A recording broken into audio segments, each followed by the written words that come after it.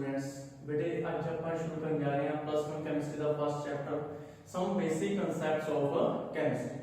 देखो बेटे आज फर्स्ट पार्ट कर रहे हैं फर्स्ट चैप्टर कर रहे हैं मतलब स्टार्टिंग कर रहे हैं ਤੇ ਅੱਜ ਜਸਟ ਆਪਾਂ ਇਹ ਥੋੜਾ ਬਹੁਤ ਬੇਸਿਕ ਚੀਜ਼ਾਂ ਪੜਾਂਗੇ ਵੀ ਕੀ ਹੁੰਦੀ ਹੈ ਕੈਮਿਸਟਰੀ, ਠੀਕ ਹੈ, ਵੀ ਕੀ ਇਹਦੇ ਵਿੱਚ ਆ ਜਾਂਦਾ ਹੈ, ਕੀ ਕਿਹੜੇ ਟਾਈਪਸ ਹੁੰਦੀਆਂ, ਠੀਕ ਹੈ ਬੇਟੇ।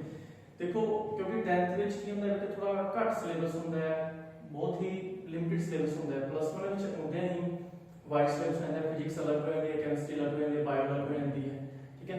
ਇਸ ਕਰਕੇ ਬੇਟੇ ਆਪਾਂ ਜਸਟ ਅੱਜ ਦਾ ਥੋੜਾ ਬਹੁਤ ਬੇਸਿਕ ਪੜਾਂਗੇ, ठीक है।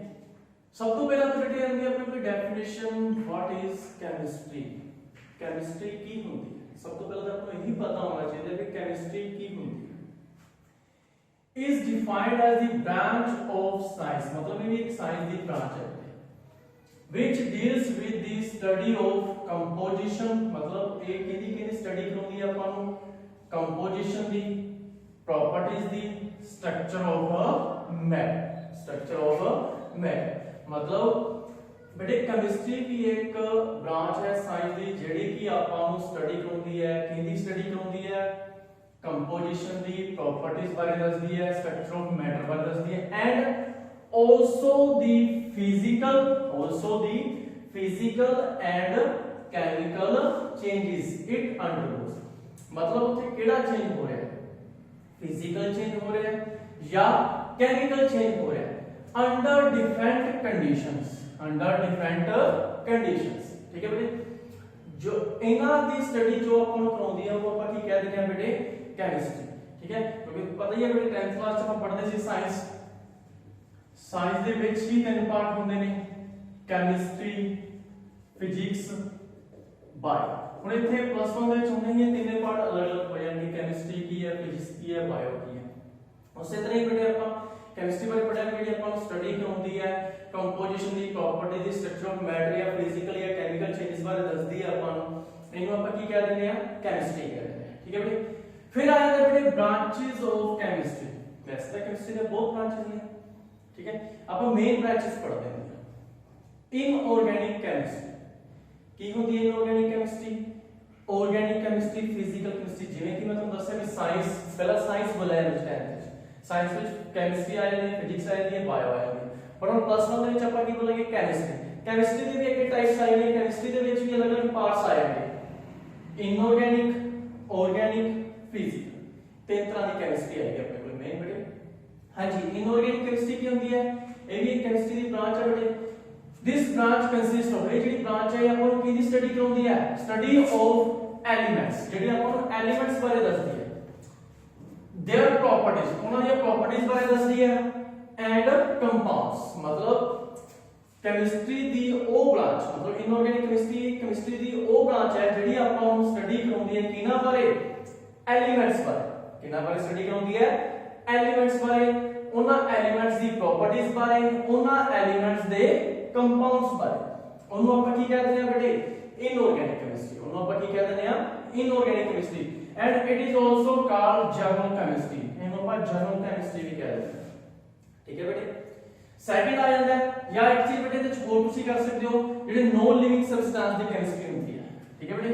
Non living substance, non living chemistry, ਠੀਕ ਹੈ। ਜਿਹੜੇ ਨੋਨ ਲਿਵਿੰਗ ਸਬਸਟੈਂਸ ਕੰਪਾਊਂਡਸ ਹੁੰਦੇ ਨੇ ਉਹਨਾਂ ਦੀ ਕੈਮਿਸਟਰੀ ਨੂੰ ਆਪਾਂ ਕੀ ਕਹਿ ਦਿੰਦੇ ਆ, इनऑर्गेनिक केमिस्ट्री। नेक्स्ट आता है ऑर्गेनिक केमिस्ट्री, ठीक है। ऑर्गेनिक केमिस्ट्री के लिए this is the chemistry of carbon compounds, मतलब कार्बन दे जिन्ने भी कंपाउंड्स ने ਉਹਨਾਂ ਸਭ ਦੀ ਸਟੱਡੀ ਨੂੰ ਆਪਾਂ ਕੀ ਕਹਿ ਦਿੰਦੇ ਆ, ਆਰਗੈਨਿਕ ਕੈਮਿਸਟਰੀ। 10th ਕਲਾਸ ਵਿੱਚ ਤੁਸੀਂ ਆਰਗੈਨਿਕ ਕੰਪਾਊਂਡ ਇੱਕ ਚੈਪਟਰ ਪੜ੍ਹਿਆ ਹੋਏਗਾ, ਠੀਕ ਹੈ। ਉਹਦੇ ਵਿੱਚ ਸਾਰਾ ਦਾ ਸਾਰਾ ਹੀ ਕਾਰਬਨ ਕੰਪਾਊਂਡਸ ਬਾਰੇ ਦੇ ਰੱਖਿਆ ਹੈ, ਸਾਰਾ ਦਾ ਸਾਰਾ ਹੀ ਆਪਣਾ।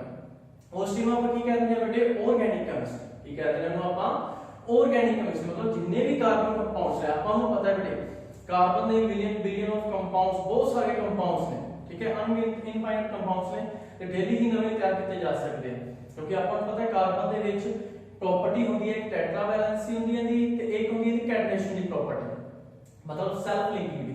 ਕਾਰਬਨ ਆਪਸ ਦੇ ਵਿੱਚ ਜੁੜ ਕੇ ਬਹੁਤ ਲੰਬੀ ਚੇਨ ਬਣਾ ਸਕਦਾ ਹੈ, ਜਿੰਦੀ ਵਜ੍ਹਾ ਨਾਲ ਬਹੁਤ ਸਾਰੇ ਕੰਪਾਊਂਡ ਐਗਜ਼ਿਸਟ ਕਰਦੇ ਆ ਨੇਚਰ ਵਿੱਚ, ਠੀਕ ਹੈ, ਅਰਥ ਤੇ।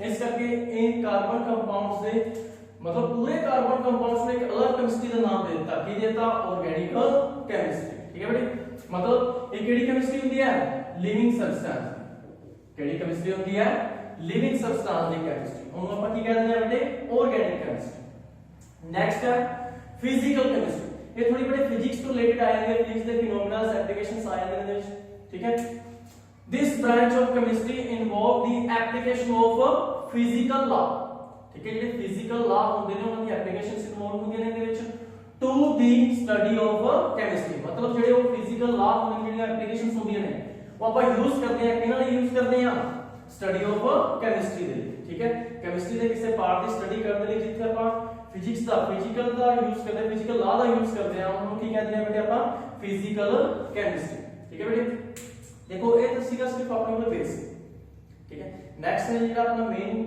शुरू होना है चैप्टर वो नेक्स्ट पार्ट ਵਿੱਚ ਆਪਾਂ ਕਰਾਂਗੇ ठीक है एक बार ਤੁਸੀਂ ਬੇਟੇ ਇੰਨਾ ਹੀ ਰਿਵਾਈਜ਼ ਕਰਨਾ ਥੋੜਾ ਬਹੁਤ ਅੱਗੇ ਪੜ੍ਹ ਕੇ ਆਉਣਾ ਕਿਉਂਕਿ ਜਿਹੜਾ ਫਸਟ ਚੈਪਟਰ ਬੇਟੇ ਇਹ ਤੁਹਾਡੇ 10th ਤੋਂ ਹੀ ਰਿਲੇਟਡ ਹੈ 10th ਦੇ ਬੇਸ ਤੇ ਹੀ ਹੈ ਫਸਟ ਚੈਪਟਰ ਹੈ ਠੀਕ ਹੈ ਕੁਐਸਚਨ ਦੀ ਡੈਫੀਨੇਸ਼ਨਾਂ ਨੇ ਉਹ ਸਾਰੀਆਂ 10th ਦੇ ਵਿੱਚ ਤੁਸੀਂ ਪਹਿਲਾਂ ਬੇਟੇ ਪੜ੍ਹ ਚੁੱਕੇ ਹੋ ਉਹਨਾਂ ਤੋਂ ਹੀ ਰਿਲੇਟਡ ਹੋਣਗੇ ਠੀਕ ਹੈ ਆਈ ਹੋਪ ਬੇਟੇ ਤੁਹਾਨੂੰ ਵਧੀਆ ਸਮਝ ਆਇਆ ਹੋਵੇਗਾ ਜੋ ਆਪਾਂ ਥੋੜਾ ਬਹੁਤ ਬੇਸਿਕ ਕੀਤਾ ਮਤਲਬ ਅਜੇ ਤੱਕ ਆਪਾਂ ਕੁਝ ਕੀਤਾ ਨਹੀਂ ਸਿਲੇਬਸ ਤੋਂ ਰਿਲੇਟਡ ਥੋੜਾ ਬਹੁਤ ਬੇਸਿਕ ਠੀਕ ਹੈ ਬੇਟੇ ਪੜ੍ਹਨਾ ਤੁਸੀਂ ਇਹਨੂੰ ਕਰਨਾ ਇਹਨੂੰ ਵਧੀਆ ਰਿਵਾਈਜ਼ ਕਰਨਾ ਤੇ ਅੱਗੇ ਜਿਹੜਾ ਥੋੜਾ ਬਹੁਤ ਪੜ੍ਹ ਕੇ ਰੱਖਣਾ ਠੀਕ ਹੈ ਬੇਟੇ ਨੈਕਸਟ ਵੀਡੀਓ 'ਚ ਫਿਰ ਆਪਾਂ ਉਹਨੂੰ ਡਿਸਕਸ ਕਰਾਂਗੇ ਓਕੇ ਬੇਟੇ ਥੈਂਕ ਯੂ